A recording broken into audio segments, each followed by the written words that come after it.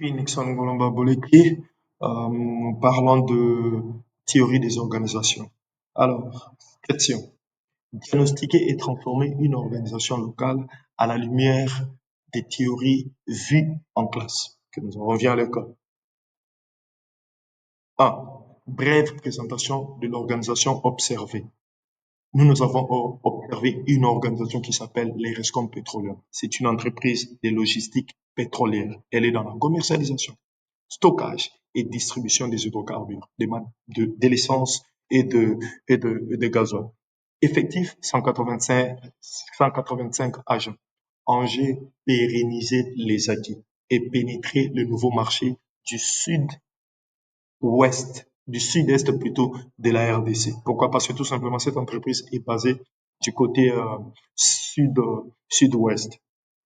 Deuxième point, nous parlons de pensée, des écoles de pensée que nous avons dénichées. En fait, quand on a fait l'analyse de cette entreprise, nous avons déniché quelques courants de pensée, quelques écoles de pensée. On a constaté qu'il y avait du classique, il y avait le néoclassique, il y avait la contingence. On ne citer que ces trois-là.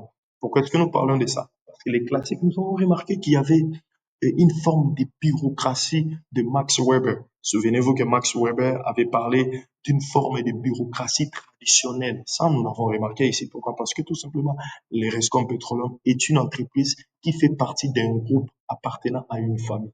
Et du coup, l'autorité traditionnelle de la famille s'est fait constater. Elle s'est fait constater. Voilà pourquoi nous parlons de ça. En fait, vous sentez cette bureaucratie traditionnelle évoquée par Max Weber dans cette organisation. Les néoclassiques d'Alfred Sloan. En fait, nous trouvons à LB une entreprise et une direction générale qui est là pour la stratégie. Elle vous met en place la stratégie. Et il y a des divisions ou des départements qui sont là pour exécuter des activités qui, euh, qui amènent l'entreprise à atteindre les objectifs, bien sûr, alignés par la direction générale. Donc, et ces départements-là sont très bien coordonnés par des managers. Ils sont très bien coordonnés, les activités sont très bien coordonnées, ils sont en parfaite coordination entre eux-mêmes pour, bien sûr, atteindre les objectifs fixés. Et puis, il y a aussi la présence des contingences de purse and stock, comme vous le savez. La théorie des contingences, il dit que, en fait, il n'y a pas une forme rigide d'organisation. L'organisation peut avoir une structure mécanique ou encore une structure organique. Tout cela dépendamment de l'environnement dans lequel il se trouve. Les secteurs dans lesquels se trouvent les Rescom Petroleum, qui est donc un secteur pétrolier, imposent même la contingence. Pourquoi? Parce que tout simplement, la portée de son environnement va du local à l'international. Donc, une entreprise pétrolière de la RDC peut être affectée par ce qui se passe en Ukraine, par exemple, ou en Russie, par exemple.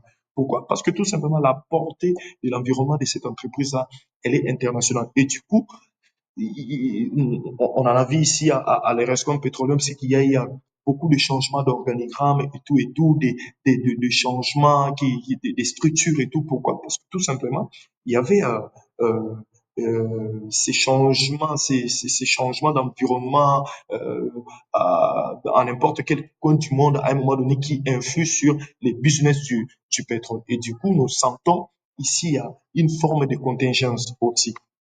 Alors, qu'est-ce qu'on peut améliorer? Ici, nous disons ceci. Nous disons que dans un secteur où c'est aussi sensible que les secteurs pétroliers, où la contingence, on le dit, ça c'est pour moi, pour ma part, je trouve que est imposée et imposée pour subsister ou pour pouvoir surmonter les défis de l'environnement du business, il faudrait tenir compte de la théorie d'Abraham Maslow et Frédéric Esberg. Il faut en tenir compte. Pourquoi? Parce que ces deux ici, ils ont mis l'accent sur la satisfaction. Parce que la satisfaction et la motivation. On n'a pas oublié, Frédéric, il parle de deux facteurs, satisfaction et motivation. Donc, il est important ici de mettre en exergue la satisfaction et la motivation des agents pour que nous puissions être certains d'avoir des personnes qui sont là, qui sont capables de donner les meilleurs d'eux-mêmes pour que nous puissions atteindre les objectifs dans un secteur où l'environnement est presque instable. Il est donc nécessaire parce que l'épanouissement même, le survie même de la personne, du travailleur en dépendra. Conclusion. Qu'est-ce que nous tirons comme conclusion? Nous disons que dans cette entreprise observée, les Rescom pétroliers, la théorie d'agence va toujours exister. Cependant, il appartient au manager général, donc, de faire le nécessaire pour trouver un équilibre, entre pour trouver un équilibre entre l'agent et le propriétaire, entre l'agent qui travaille, entre celui qui travaille et l'actionnaire. Parce que tout simplement, l'agent cherchait à être bien payé, à sa satisfaction, et l'actionnaire, il voudra aussi que cet homme-là soit motivé pour qu'il fasse du bon travail, mais aussi il va chercher son profit. Il appartient donc au directeur général de faire le nécessaire pour garder l'équilibre, quelles que soient les théories qui soient utilisées. Utilise, applique les théories qu'il faut, les théories d'organisation qu'il faut, essaie de le mettre en place, mets-les ensemble, qu'elles coexistent, ce n'est pas un problème, mais fais-les de manière bien, de sorte que au finish, il y ait cet équilibre-là, car la théorie d'agence va toujours exister dans ces contextes. Ici, elle existera toujours, mais il faudrait trouver son équilibre afin que chacun trouve son compte. J'ai dit et je vous remercie.